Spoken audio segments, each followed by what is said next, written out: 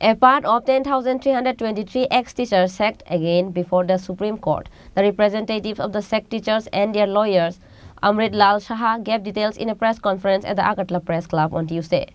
They said that Pranab Dev has filed a special leave petition in the Supreme Court challenging the Tripura High Court verdict. A whole meeting will be held with other dismissed teachers on this matter. However, there have been many cases on the issue of 10,323, but no verdict has gone in their favor. After this, see if there is any solution to the lawsuit.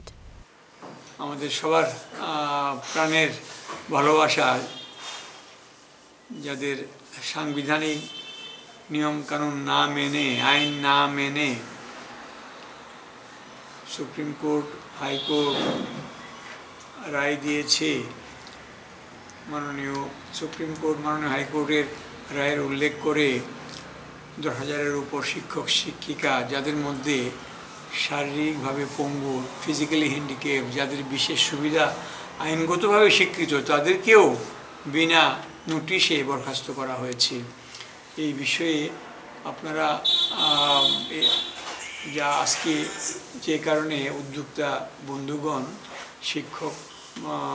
বন্ধুগণ যে সাংবাদিক সম্মেলন ডেকেছেন আমাকে এখানে আসতে বলেছেন তো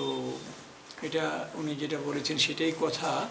মামলাটা আমরা একটা কথাই বারবারে বলেছিলাম যে সবাই একসঙ্গে চলুন তাহলে শক্তিটা অটুট থাকবে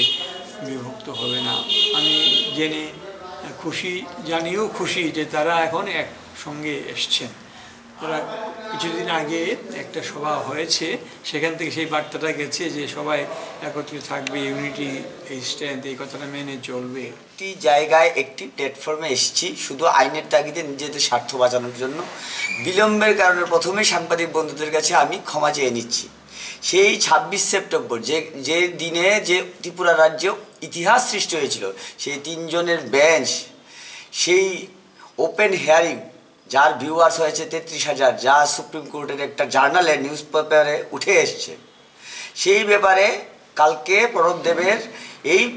মামলার রায়টাকে চ্যালেঞ্জ জানিয়ে একটা এসএলপিসি স্পেশাল লিভ পিটিশন বা ডায়েরি নাম একটা সিভিল আপিল করেছেন Reported by Pranab from Agartala, Chini Khorang.